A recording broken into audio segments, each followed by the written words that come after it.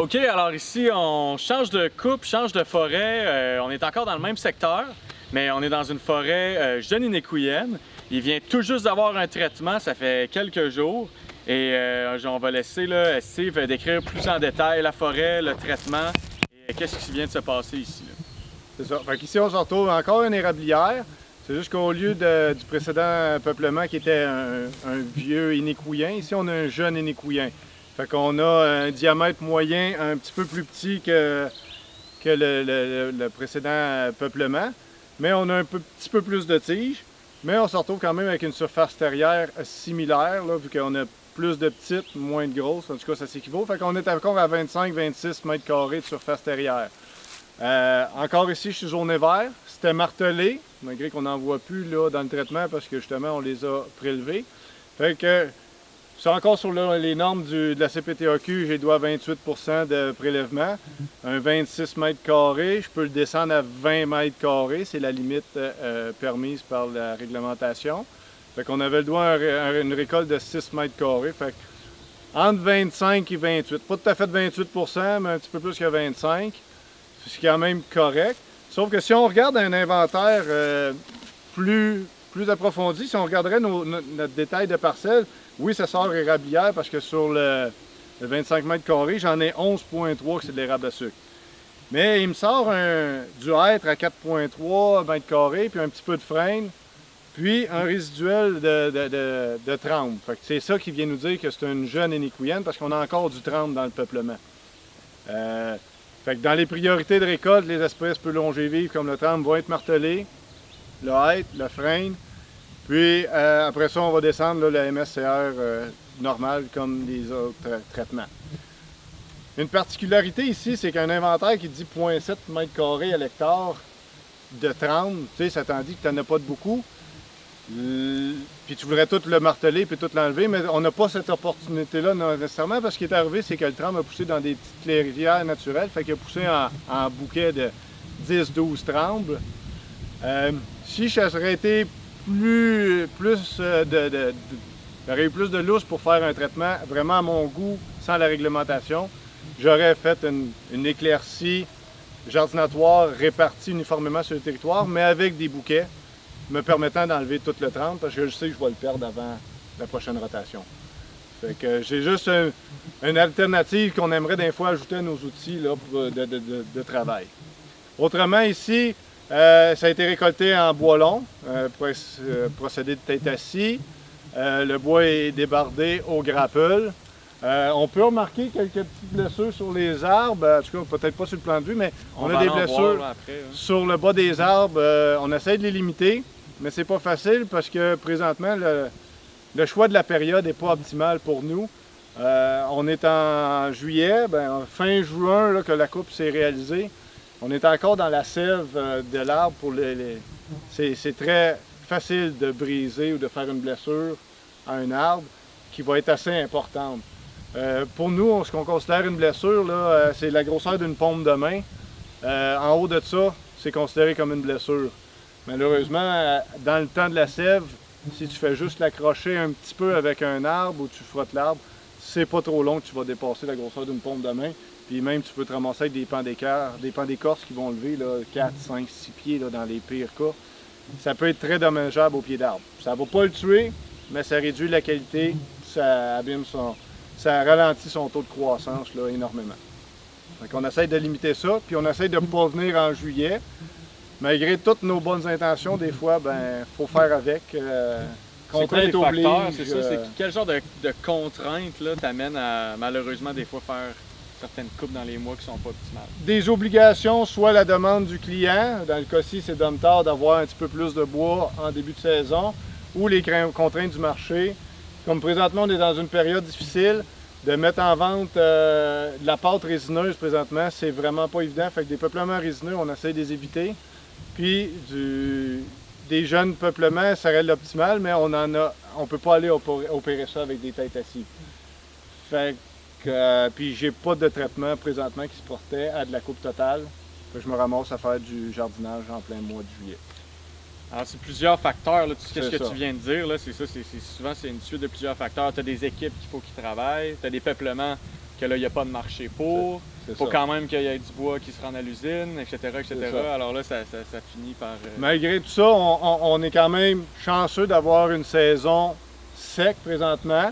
On a un bon résultat de terrain. Les arbres sont moins humides, moins gorgés de sève un petit peu. Ça nous aide à limiter les blessures. Ça fait un beau traitement dans l'ensemble. Ça n'empêche pas qu'il y a certaines choses qu'on doit se faire, même si je dis que c'est sec. Vous voyez en arrière, il y a comme un petit bouton. Là, on a demandé à l'opérateur de faire quand même des déviations d'eau dans ces sentiers pour limiter l'apport d'eau vers les chemins principaux, puis limiter le ruissellement, éviter de creuser là, les sentiers de débardage. Mais ici, on était chanceux. Il n'y a pas de traces à proprement dit. On a un léger scarifiage là, de surface par le bois qui a été débardé. C'est juste excellent pour nous, là, pour la régénération du bouleau jaune ou même de l'érable à sucre. Ça va favoriser là, ça va éliminer la litière, mettre le minéral à nu. Qui est une chose très importante dans la régénération des forêts feuillues. C'est très vrai, puis même on peut se poser la question ici, tu parlais d'ouvrir un peu plus, d'ouvrir en bouquet. Avec un beau scarifiage comme ça, ouvrir un peu plus, finalement, c'est ça, ce serait quoi vraiment les risques? Tu sais, qu'est-ce qui devrait arriver avec une forêt si tu ouvres plus? C'est d'aller plus dans des essences qui sont pas nécessairement des essences autant tolérantes à l'ombre que l'érable à sucre, mais dans certains cas, le bouleau jaune, ouais. C'est une essence que vous avez. Oui, c'est une essence qui est de bonne valeur, qui est très bon pour notre marché, autant pour la vente de sillage que pour faire du papier. Là, on cherche à avoir cette essence-là. Ça a une croissance quand même assez rapide là, à s'installer. C'est sûr que c'est un arbre qui va vivre longtemps, mais qui a quand même un bon niveau de croissance. Puis en plus, on va se permettre, nous, d'amender nos sols, fait qu'on va encore favoriser la croissance du bouleau jaune et de l'érable à sucre là, à ce niveau-là. Ben, c'est ça, je pense qu'il est important de comprendre ou de mentionner, c'est que souvent, le fait d'empêcher de couper en bas d'une certaine surface, c'est vraiment pour continuer de favoriser les essences qui sont tolérantes. Oui, exactement. C'est pour garder encore une fois le potentiel des érables à sucre. Mais ici, des endroits comme ça, ici des bouts de chemin où ça a été bien scarifié, ben là, ça devient des super bons lits de germination pour le bouleau jaune, ce qui est autant là, une espèce désirée. Exactement, exactement. Fait qu'ici encore, on va limiter, on va aller prélever le hêtre, le frein qui sont susceptibles aux maladies, même s'ils ne sont pas en grande proportion, mais c'est juste parfait. Puis on se garde quand même un 10 d'essence compagne. On va quand même garder un petit pourcentage de hêtre, même si on sait qu'il va probablement mourir. Mais ici, on a du cerisier tardif qui pousse au travers. On a quelques pruches ici et là. Il y avait du tremble, il en reste encore quelques-unes. On a une bonne diversité, on a un bon potentiel futur. Puis on reste on a une surface terrière résiduelle à 20 mètres carrés. Ça augure bien là, pour les 15-20 prochaines années d'avoir une belle régénération et un bon niveau de croissance. C'est bon de noter, c'est ça, les sentiers de débardage, là, ça peut amener des aspects négatifs pour la croissance des arbres. On va aller voir quelques arbres qui ont été justement à cause du passage de la machinerie, puis surtout de sortir les arbres en bois long, des arbres qui ont été blessés. Puis il y a aussi, c'est sûr, le sol, faut pas oublier de mentionner que le passage de la machinerie ne veut pas, ça compacte le sol. Définitivement. Puis, c'est ça, là, on voit ici, c'est un été sec comme ici, on voit que le sol est compacté, mais il n'y a aucune trace d'orniérage. Ça va être minime comme impact négatif.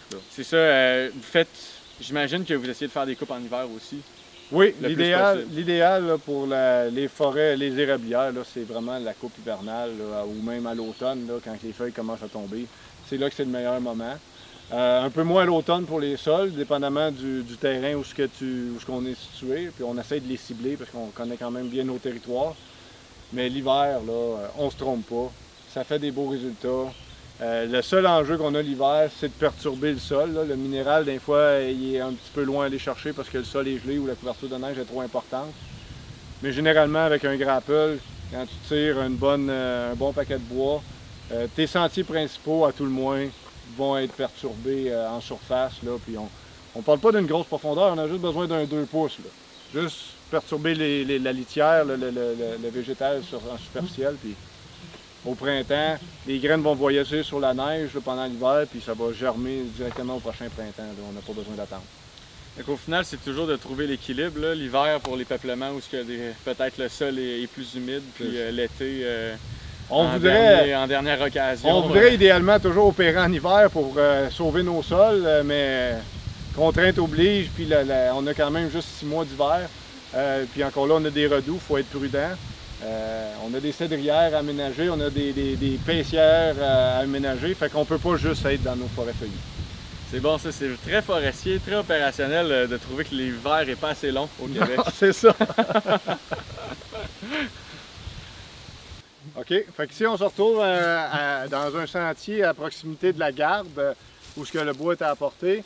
On voit le type de blessure typique de l'opération de débardage en bois long, surtout en juin pendant la sève. Vous voyez, toute l'écorce est partie, très dommageable pour un arbre. On essaie de se servir de bumper. Bumper, c'est de prendre un arbre moyen, petit à moyen qui va résister à la pression, mais qu'on va couper à peu près à 4 à 6 pieds de hauteur, qui va protéger les arbres suivants. Ici, on n'aurait pas pu faire ça parce que c'est un arbre de trop gros diamètre.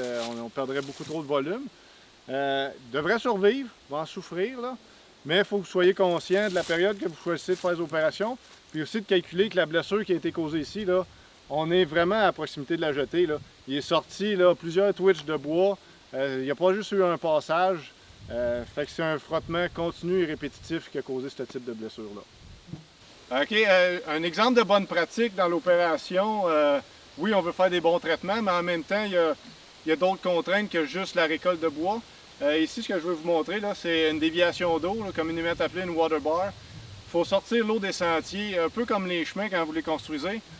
Le but de ça, c'est d'éliminer la sédimentation qui va s'en aller au chemin, qui va suivre les traces de la machine. Vous avez la chance de créer pas des ruisseaux, mais ça va ressembler à des ruisseaux. Ça va limiter ça va faire des contraintes opérationnelles dans le futur qui vont être dommageables. Puis en même temps, ça crée des lits. Fait on se fait une barrière quand on a une légère pente avant de sortir au chemin ou des fois en milieu de pente, juste pour réduire la vitesse de l'eau, le ruissellement. Le but, c'est d'éliminer la sédimentation. Ici, on fait un blocage, il n'y a rien de majeur. Même, on a perturbé le minéral, ça va être un bon lit de germination pour du bouleau jaune.